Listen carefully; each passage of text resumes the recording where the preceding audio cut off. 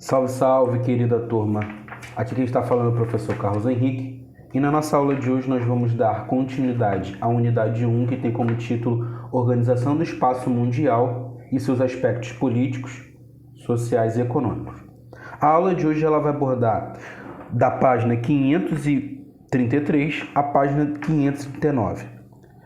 A nossa aula ela vai destacar e analisar principalmente o período que se insere da transição do mundo bipolar, ou melhor, um contexto que antecede a Segunda Guerra Mundial, o contexto do mundo bipolar, que se caracteriza pelo embate ideológico entre o capitalismo e o socialismo, e o momento que se caracteriza após este cenário, né? E eu estou falando do século XXI. Quando nós falamos sobre o mundo que antecede, né, o contexto da Guerra Fria e da bipolaridade, a gente tem que falar um pouco sobre a partilha da África, né?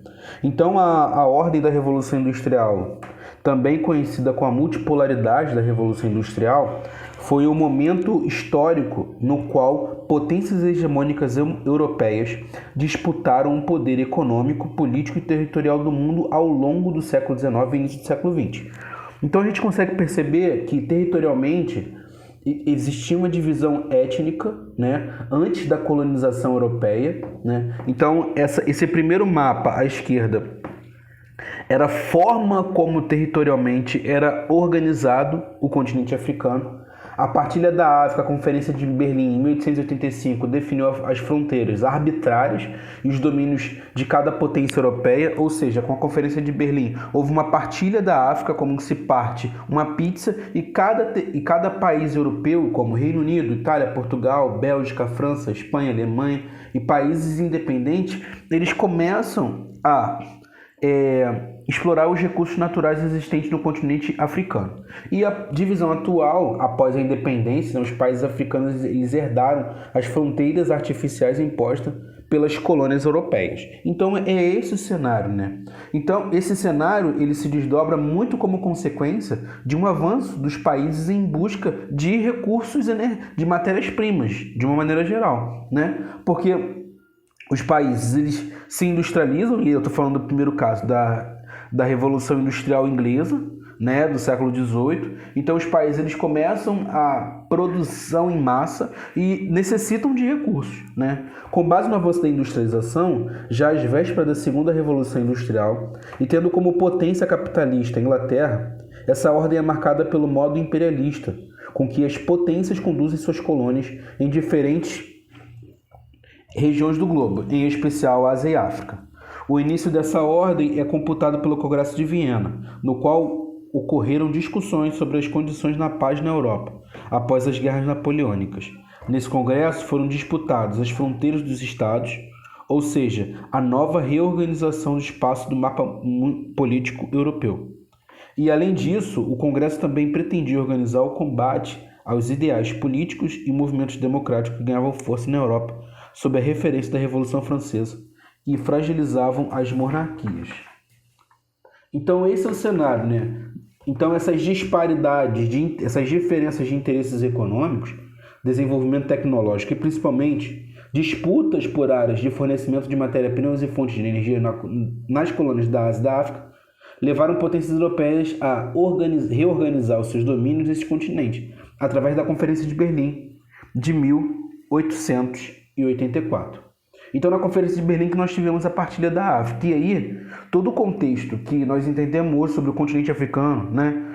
As desigualdades, as lutas, enfim, o cenário dos países está extremamente relacionado com a partilha da África. Muito relacionado. Então, nós tivemos esse contexto, né? Então, após quatro anos de muita destruição, fome e misérias e morte causada pela Guerra da Tríplice Entente, sai vitoriosa e impõe aos perdedores, principalmente ao Império Alemão, pesado ônus, entre eles perda de território, pagamento de indenização a outros países, proibição de armas, entre outras coisas, através do Tratado de Versalhes. Nós estamos falando aqui no contexto da Primeira Guerra Mundial, né? Então existia dois grupos, Tríplice Entente, Tríplice Aliança, que pela não pela a não concordância sobre a exploração da África, né? Enfim, sobre a não conciliação, né? Nós tivemos o estopim da Segunda Guerra Mundial, está muito relacionado com isso também, né? Então nós tivemos a mudança nas fronteiras europeias, como eu coloquei para vocês. A Europa vai vivenciar profundas mudanças sociais e políticas e econômicas marcadas pela crise econômica de 29 e o surgimento do nazifascismo, respectivamente, na Alemanha e na Itália. Na Alemanha, nazismo, na Itália, fascismo. Essas ideologias chegam ao poder nesses países nos anos 30 e promovem certo desenvolvimento com governos preenchidos pelo ódio e perseguição às minorias, como judeus e negros. Será que podemos sinalizar alguma associação com o período presente? Fica a pergunta. A Guerra Fria e a disputa entre o capitalismo e o socialismo. Após a Segunda Guerra Mundial, ocorreram transformações econômicas e geopolíticas em muitas nações.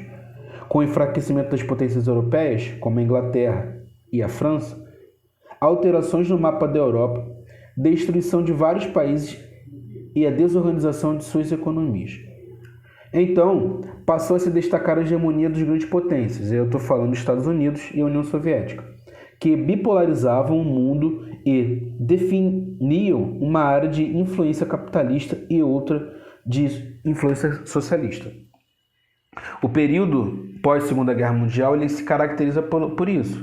Uma clara disputa ideológica, uma clara disputa econômica, e esses dois blocos, eles acabam rivalizando dentro do contexto e, como se fosse num xadrez, buscando expandir influência, né? Então nós podemos perceber no mapa que na área azul nós temos a área capitalista, na área amarela mundo socialista, e a área verde a periferia do capitalismo internacional, né? Então esse é o cenário que nós observamos no contexto da Guerra Fria.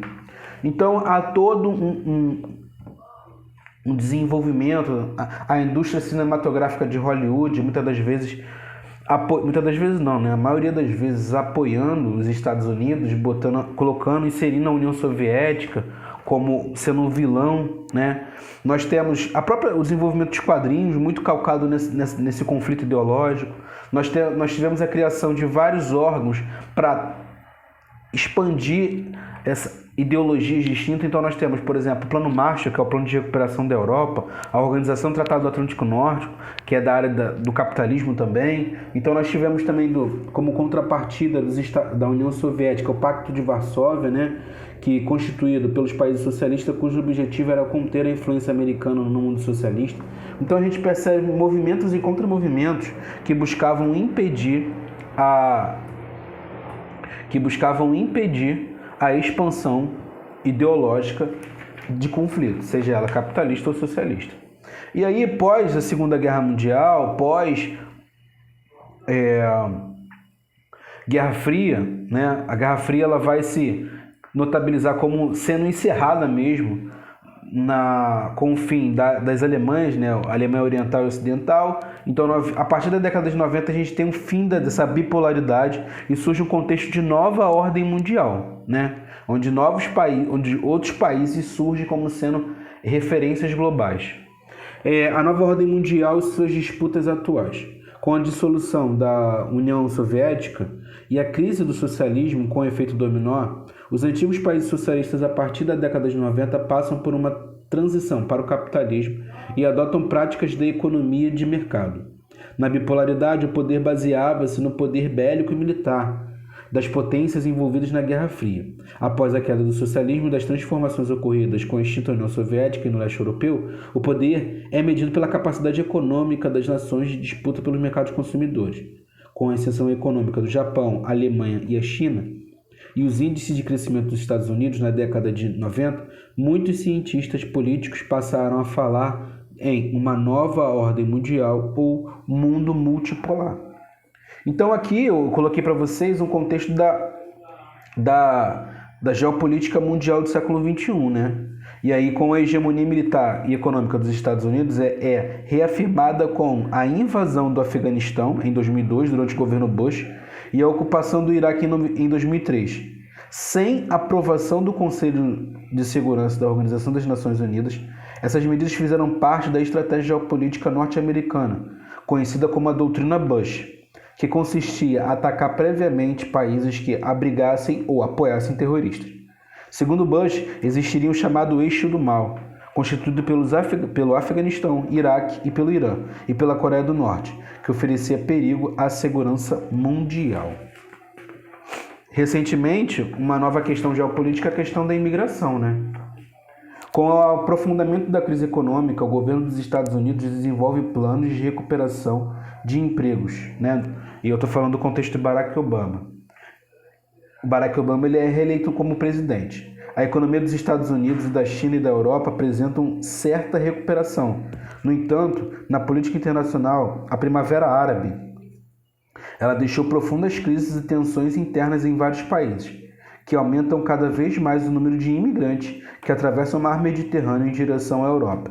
Esses imigrantes, oriundos das perseguições e disputas internas na África e no Oriente Médio, são vítimas de xenofobia, que é a aversão ao estrangeiro, e visto como problemas, pois sofrem, entre outros preconceitos, a culpa pelos casos do terrorismo que amedrontam a Europa.